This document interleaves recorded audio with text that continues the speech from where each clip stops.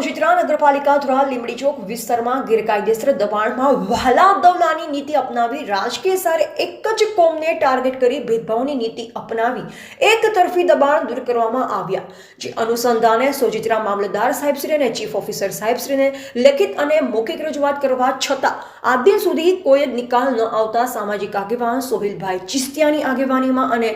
સોજિત્રાના પૂર્વ કાઉન્સિલર મહેબૂબભાઈ, ઇમરાનભાઈ તથા સલીમભાઈ તથા જે લોકોના દબાણ દૂર થયા છે તે લોકો અને ગ્રામજનો દ્વારા મામલતદાર સાહેબશ્રીને લેખિત અને મૌખિક રજૂઆત કરવામાં આવી અને આણંદ જિલ્લા કલેક્ટર સાહેબશ્રી, ગુજરાત રાજ્ય મુખ્યમંત્રી સાહેબશ્રીને પણ નકલ રવાના કરવામાં આવી. દિન 7માં વાતો નિકાલ નહીં થાય તો ગાંધી ચિંધ્યા માર્ગે આંદોલન કરવાની અને જરૂર પડે તો હાઈકોર્ટ સુધી લડત આપવાની જાણ કરી. હવે જોઈ રહ્યું આમાં સત્તાધીશ અધિકારીઓ સામે, જવાબદાર અધિકારીઓ સામે શું પગલાં લેશે અને બાકી રહેલ દબાણ હટાવે છે કે કેમ, કે પછી પુનઃ નિર્માણ કરાવશે તે જોવું રહ્યું. રિપોર્ટર સલમાન મોરાવાલા, સંતરામપુર.